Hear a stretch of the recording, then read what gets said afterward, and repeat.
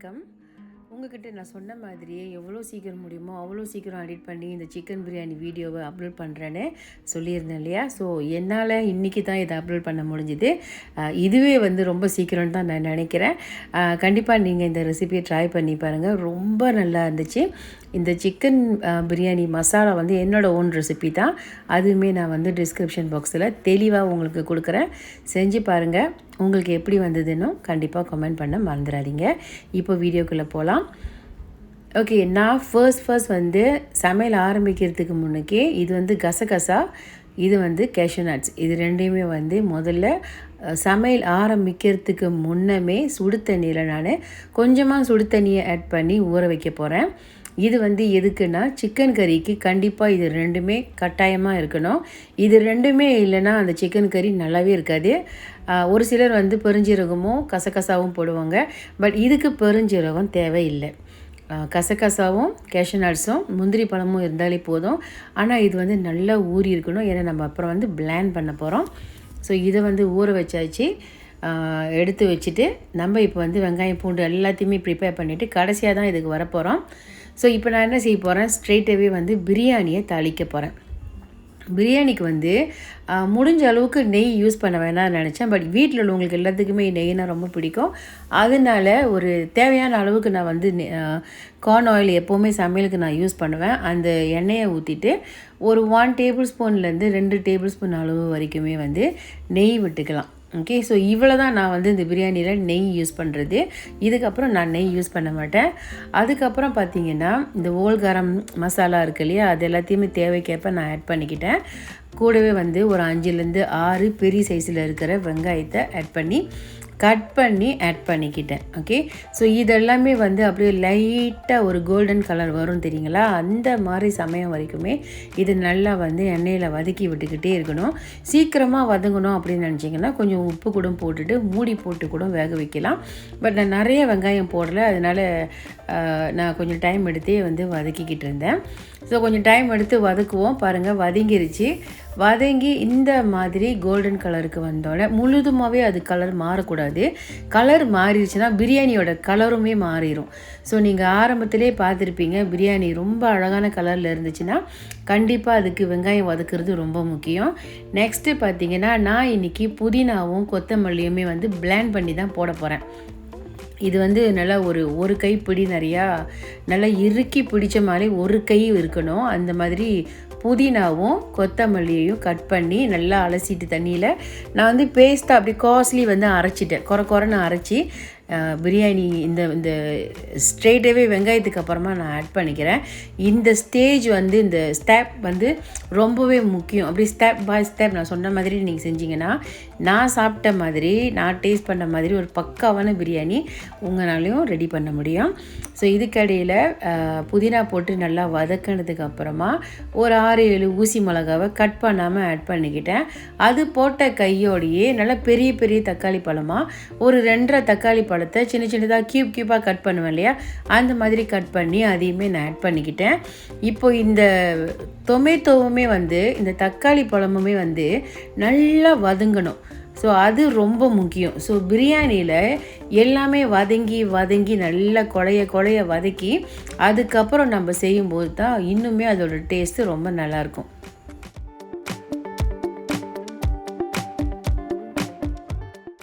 ஒரு 2.5 tomato add பண்ணியிருக்கிறனால கொஞ்சம் உப்பையும் இந்த ஸ்டேஜில் நான் ஆட் பண்ணிக்க போகிறேன். ஆட் பண்ணிவிட்டு அப்போ தான் டொமேட்டோ இன்னும் சீக்கிரமாகவே வதங்கும். ஸோ இந்த பாட் பார்த்திங்கன்னா இது பிரியாணி பாட். ஸோ இது நிறையா பெரிய அடுப்பில் வச்சு சமைச்சோமா நல்லா தாராளமாக அதோட நெருப்பு பரவும். ஸோ இந்த நம்ம நார்மல் அடுப்பில் வச்சு சமைக்கிறனால அப்படியே ஒரு பகுதியில் மட்டும்தான் அந்த நெருப்பு போய் படும். அப்போ அந்த பாட் ஃபுல்லாகவுமே பரவ லேட் ஆகும். ஸோ அதனால் நான் என்ன செய்கிறேன், உப்பை சீக்கிரமாகவே ஆட் பண்ணிவிட்டு நல்லா கொலைய வதக்கிட்டு கடைசியாக தான் ஜிஞ்சர் கார்லிக் பேஸ்ட் ஆட் பண்ணியிருக்கேன். ஸோ இதுவுமே ரொம்ப முக்கியம் பிரியாணிக்கு. கடைசியாக தான் ஜிஞ்சர் கார்லிக் பேஸ்ட் ஆட் பண்ணணும். இல்லை ஆரம்பத்திலே நம்ம ஆட் பண்ணிட்டோமா அது கீழே அடி பிடிச்சிக்கிட்டே இருக்கும். ஸோ ரொம்ப கலர் பிரியாணியோட கலர் சீக்கிரமாக மாறிடும். இப்போ என்ன செஞ்சுருக்கேன்னா அது நல்லா போட்டு நல்லா வதக்கிட்டு ஜிஞ்சர் கார்லிக் போட்டு நல்லா வதக்கிட்டு ஒரு 1 டேபிள் ஸ்பூன் அளவுக்கு சில்லி பவுடர் மட்டும் ஆட் பண்ணிவிட்டு இது நான் சொந்தமாக செஞ்ச பிரியாணி மசாலா. நிறைய யூடியூப் சேனலை பார்த்துட்டு அதில் கொஞ்சம் கொஞ்சமாக நான் இதெல்லாம் போட்டால் நல்லாயிருக்கும் பிரியாணிக்கு அப்படின்னு நானாக சொந்தமாக ஒரு பிரியாணி மசாலாவை வந்து ரெடி பண்ணி வச்சுருக்கேன். ஏற்கனவே நான் வந்து இந்த பிரியாணி செஞ்சு சாப்பிட்டுட்டேன், ரொம்ப நல்லா இருந்துச்சு. நெக்ஸ்ட் வீக்கே வந்து உங்களுக்காக செய்யணுன்ட்டு இப்போ செஞ்சுக்கிட்டு இருக்கேன். ஓகே, ரொம்பவும் ஆட் பண்ணக்கூடாதுங்க. இந்த பிரியாணி மசாலா வந்து ஒரு 1 டேபிள் ஸ்பூன் அளவுக்கு வந்து ஆட் பண்ணாலே போதும். நான் வந்து யூஸ் பண்ணுற அந்த அரிசி கோலையில் 3 கப்பு அரிசி தான் வந்து நான் இன்றைக்கி எடுக்க போகிறேன். அது கிட்டத்தட்ட வந்து ஒரு 700 to 750 கிராம் இருக்கும். அவ்வளோதான் இன்றைக்கி நான் வந்து பிரியாணி ரைஸ் எடுக்க போகிறேன். சிக்கன் பார்த்திங்கன்னா தாராளமாக ஒரு 800 to 1 kg வரைக்குமே யூஸ் பண்ணலாம். ஸோ இப்போ இதெல்லாம் போட்டு நல்லா வதக்கிட்டு அதுக்கும் அப்புறமா தான் யோகர்ட் வந்து ஆட் பண்ணுறேன். ஓகே, ஸோ இப்போ இந்த பிரியாணி மசாலா சில்லி பவுடர் எல்லாத்தையும் போட்டு நல்லா எண்ணெயில் வதக்கினதுக்கு அப்புறமா யோகர்ட்டை வந்து ஆட் பண்ணி அதையுமே வந்து நல்லா நான் வதக்கி விட்டுக்கிட்டு இருக்கேன். இந்த எல்லா ஸ்டேஜுமே வந்து ரொம்ப முக்கியம். அப்படி ஸ்டெப் பை ஸ்டெப் டைம் எடுத்து நம்ம வதக்க தான்.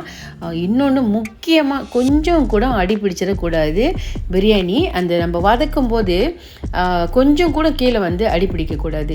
இப்போ வந்து நான் கோழியும் ஆட் பண்ணிட்டேன். கோழிலாம் வந்து ஒரு முழு கோழியை வாங்கிட்டு அதை கொஞ்சம் பெரிய பெரிய சைஸாகவும் கட் பண்ணியிருக்கேன். அப்புறம் சரி கறிக்கு எடுக்கலான்னு சொன்ன சிக்கன் பீஸையும் வந்து கொஞ்சம் இதில் வந்து நான் ஆட் பண்ணியிருக்கேன்.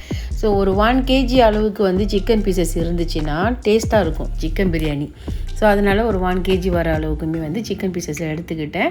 இப்போ தான் வந்து இந்த மாதிரி நம்ம போட்டு வதக்கும்போது மூடி வேற போட்டு வதக்கிக்கிட்டு இருக்கோமா, ஸோ பட்டுன்னு வந்து கீழே அடி பிடிக்கும். ஸோ அந்த மாதிரி மட்டும் பிடிக்க விடவே கூடாது. இந்த ஸ்டேஜில் அடுப்பு பக்கத்தை விட்டு நம்ம நகரவே கூடாது. கீழே கொஞ்சம் அடி பிடிச்சிட்டாலும் அந்த கருப்பு கலர் அப்படியே சிக்கன் ஃபுல்லாக பரவிடும். ஓகே, ஸோ அந்த ஸ்மெல் வராது, அந்த தீஞ்ச வாடை அடிக்காது. ஆனாலும் வந்து பிரியாணியோட கலர் வந்து டோட்டலியாக ஸ்பாயில் ஆயிரும். ஸோ இப்போ பாருங்கள் ரொம்ப அழகான கலரில் இருக்குது இல்லையா. ஸோ நான் பக்கத்துலேயே இருந்து வதக்கி விட்டுக்கிட்டே இருக்கேன். ஸோ நான் 3 கப்பு ரைஸ் எடுத்தேன், அது அரிசி எடுத்தேன். அதுக்கு வந்து என்னோடய ப்ரெஷர் குக்கரில் 4 கப்புக்கு தான் தண்ணி வைக்கணும். ஸோ எந்த கப்பாக இருந்தாலுமே 3க்கு 4, 4க்கு 5, 5க்கு 6. இது வந்து நொக்ஸா ப்ரெஷர் குக்கர் இன்ஸ்டன்ட் பாட். இது என்னோடய ப்ரெஷர் குக்கர் வந்து இப்படி தான் பாஸ்மதி ரைஸ் வந்து வேகுது. நிறைய பேர் வந்து நொக்ஸா யூஸ் பண்ணுவீங்க. ஆனால் உங்களுக்கு எந்த மாதிரி வாட்டர் மெஷர்மெண்ட் வைக்கிறீங்கன்னு கொஞ்சம் முடிஞ்சால் கமெண்ட் பண்ணுங்கள், நானும் தெரிஞ்சுக்குவேன். எனக்கு என்னமோ 3க்கு 4, 4க்கு 5, 5க்கு 6 அந்த மாதிரி வச்சா தான் வந்து சரியாக இருக்குது. ஸோ நான் முதல்ல 1 கப்பு வந்து தண்ணி ஊற்றினேன். அடுத்த 1 கப்பு வந்து தேங்காய் பால் கலந்து ஆட் பண்ணியிருக்கேன். ஸோ இப்போ வந்து எனக்கு ஒரு 70% வந்து கோழி வேகணும். அதனால் வந்து நான் இப்படி அடுப்புலேயே வந்து வேக வச்சுக்கிட்டு இருக்கேன். இது வெந்ததுக்கு அப்புறமா அங்கே லைட்டாக அப்படியே வந்து எண்ணெய் திரிய ஆரம்பிச்சிருச்சு. ஸோ ஆல்மோஸ்ட் ஒரு 80% வந்து இந்த கோழி வெந்துருச்சு. இப்போது 20 நிமிஷத்துலேருந்து 30 நிமிஷம் வரைக்கும் ஊற வச்சுருந்த பாஸ்மதி ரைஸை, எந்த பாஸ்மதி ரைஸாக இருந்தாலும் பரவாயில்ல, ஒரு 20 நிமிஷத்துக்கு மேலே ஊற வைக்கலாம். ஒரு 30 நிமிஷம் வரைக்குமே ஊற வைக்கலாம். நான் வந்து டைம் விட்டுட்டேன். ஒரு 30 நிமிஷம் நான் ஊற வச்சுருப்பேன். உடனே அந்த தண்ணியை நான் வடித்தட்டிட்டு அந்த தண்ணியை தான் நான் வந்து எல்லாத்துக்கும் வந்து யூஸ் பண்ணிக்கிட்டு இருக்கேன். அந்த தண்ணி வேஸ்ட் பண்ணிடாதீங்க. அதில் உள்ள அந்த வாசனை வேஸ்ட்டாக போயிடும். அந்த தண்ணியில் அந்த வாசனை இருக்கும். ஓகே, ஸோ இப்போ அந்த தண்ணியை தான் வந்து ஏற்கனவே ஒரு 2 கப்பு தேங்காய் பால், ஒரு கப்பு தண்ணியும் 1 கப்பு தேங்காய் பாலும் கரைச்சி ஊற்றிட்டேன். இப்போ வந்து இது எல்லாத்தையுமே இந்த கிரேவி எல்லாத்தையுமே வந்து ஆட் பண்ணிவிட்டு, ஏற்கனவே இதில் நிறைய கிரேவி தண்ணி வெளியாக இருக்கும் கோழியிலேருந்து. அதனால என்னமோ தெரில, எனக்கு 3க்கு 4 வாட்டர் மெஷர்மெண்ட் அப்படி தான் வைக்கிறேன். ஸோ இப்போ இன்னமும் வந்து இது வந்து தண்ணி, அரிசி ஊற வச்ச தண்ணி, இன்னமும் வந்து ஒரு 2 கப்பு தண்ணியை வந்து நான் ஆட் பண்ணிக்கிறேன். ஸோ இந்த மாதிரி நான் வச்சா தான் இந்த நொக்ஸா ப்ரெஷர் குக்கரில் எனக்கு அழகாக வருது சோறு உதிரியாக. ஓகே, கடைசியாக வந்து ஒரு 3 லெமனை, பெரிய லெமன், அதாவது இந்த எல்லோ கலரில் இருக்கோமே அந்த லெமன் இல்லை, க்ரீன் கலரில் இருக்கும் இல்லையா, அந்த லெமனை ஒரு 3 லெமன் வந்து நான் அதில் ஊற்றிருக்கேன். ஸோ எப்போவுமே வந்து நிறைய வீடியோஸில் நான் பார்த்துருக்கேன், ஒரு லெமன் வந்து புழிஞ்சு விடுங்கன்னு சொல்லுவாங்க. ஆனால் அவ்வளோ தண்ணி அதில் ஊற்றுறாங்க. ஸோ பார்க்க போனால் நம்ம கடையில் டேஸ்ட் பண்ணுற பிரியாணி வந்து அப்படியே கொஞ்சம் புளிச்சிக்கிட்டு கூட இருக்கும். ஸோ அது என்ன காரணம்னா, நல்ல புளிச்ச தயிரையும் நல்ல ஒரு 3லேருந்து 4 லெமன் ஜூஸையும் வந்து அதில் ஆட் பண்ணுறாங்க. ஸோ கடைசியாக லெமன் ஜூஸை ஆட் பண்ணிவிட்டு நொக்ஸா ப்ரெஷர் குக்கரில் ரைஸ் மோட்டில் தட்டி விட்டுட்டேன் 8 நிமிஷத்துக்கு. நெக்ஸ்ட்டு வந்து சிக்கன் கறிக்கு ரெடி பண்ணிகிட்ருக்கேன். அதுக்கு ஒரு பச்சை மிளகாய் இருந்தால் ஒரு 4 பச்சை மிளகாய் போட்டுக்கோங்க. நான் வந்து ஊசி மிளகாய் ஆட் பண்ணியிருக்கேன். பாதி ஹோலன் அனியனையும் கட் பண்ணி இதில் ஆட் பண்ணிக்கிட்டு, ஹோலன் அனியன் இல்லைன்னா no need to worry, normal பெரிய வெங்காயமே கட் பண்ணி போட்டுக்கலாம். இப்போ ஊற வச்சுருந்த அந்த கசகசாவும் கேஷ்யூ நட்ஸும் இதில் போட்டு நல்லா அப்படியே ஃபைனாக வந்து அரைச்சி எடுத்துகிட்டு வர போகிறேன். ஆரம்பத்திலே நிறைய தண்ணி ஊற்றிட்டோமா கசகசா அரைப்பட ரொம்ப டைம் எடுக்கும். அதனால் கொஞ்சமாக தண்ணி ஊற்றி நல்லா அரைச்சி எடுத்துகிட்டு வந்துடுங்க. ஓகே, இப்போது நான் வந்து அதே போட்டை தான் வந்து கழுவிட்டு திருப்பியும் கோழிக்கறி தாளிக்க போகிறேன். எனக்கு வந்து இந்த கோழிக்கறி வந்து ரொம்ப தண்ணியாக இருக்கணும். அப்போ தான் வந்து சிக்கன் பிரியாணியில் ஊற்றி சாப்பிடும்போது ரொம்ப நல்லாயிருக்கும்.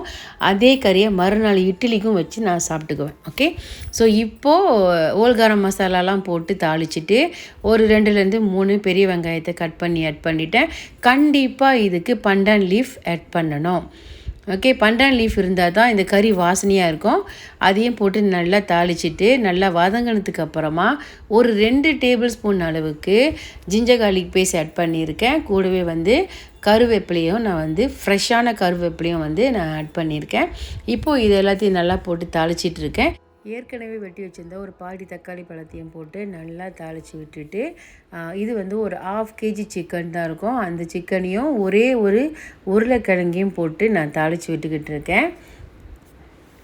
இப்போது இது நல்லா வந்து எண்ணெயில் வதங்கினதுக்கு அப்புறமா அரைச்சி வச்சுருந்த அந்த கேஷ்யூ நட்ஸ், பப்பி சீட்லாம் இருக்குது இல்லையா, கசகசாலாம் இருக்குது இல்லையா, அது வந்து கொஞ்சம் இதில் ஊற்றிட்டு அதே மங்கில் வந்து தண்ணியை ஊற்றி நல்லா அலசி இந்த கோழிலாம் வந்து மூழ்கிற அளவுக்கு நான் தண்ணியை ஊற்றி இப்போ நல்லா இது வந்து வேக விட போகிறேன்.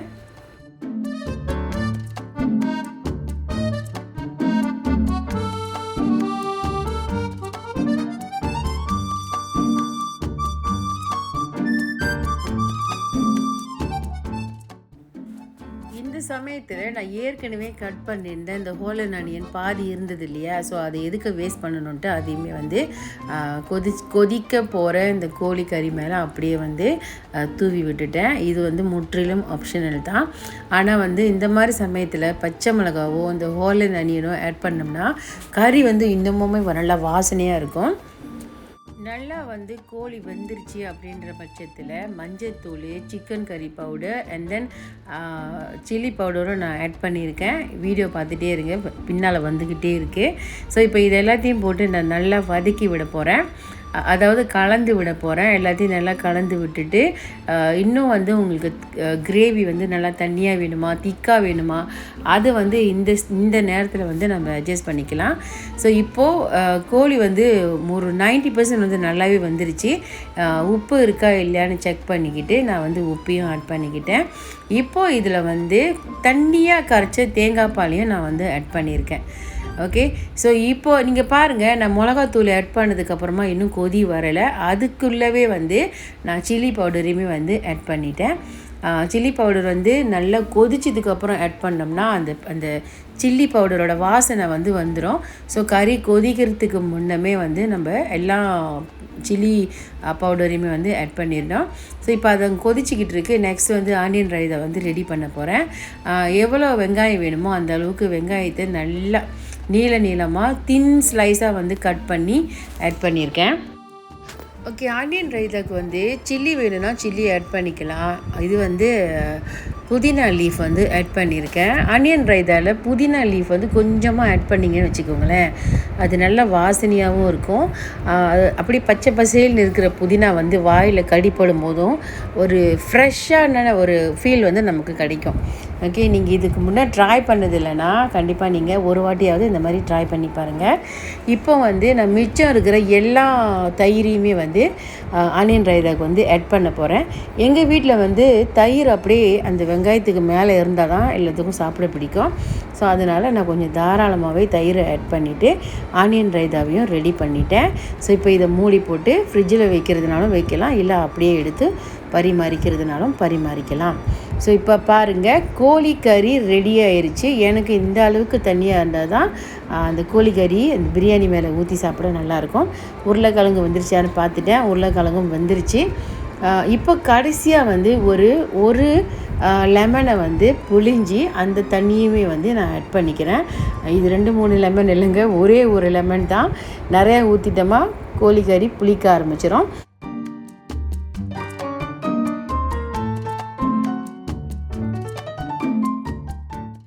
கடைசியாக ஒரு வாட்டி உப்பெல்லாம் சரியாக இருக்கான்னு செக் பண்ணிவிட்டு கொத்தமல்லி இலையை லைட்டாக இந்த மாதிரி மலைச்சாரல் போல் தூவிட்டு அடுப்பை ஆஃப் பண்ணி நம்ம இப்போது பிரியாணியை பரிமாற வேண்டியது தான்.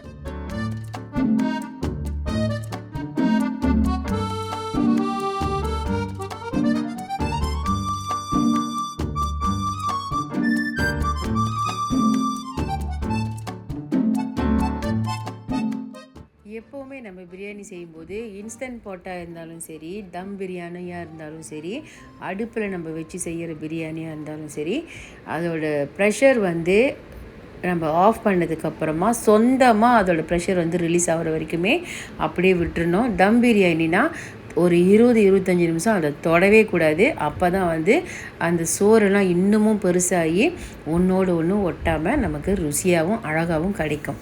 ஓகே, ஸோ முடிஞ்ச அளவுக்கு ரொம்பவே திருப்தியான ஒரு சிக்கன் பிரியாணி செஞ்சு சாப்பிட்ட திருப்தி எனக்கு இருந்தது.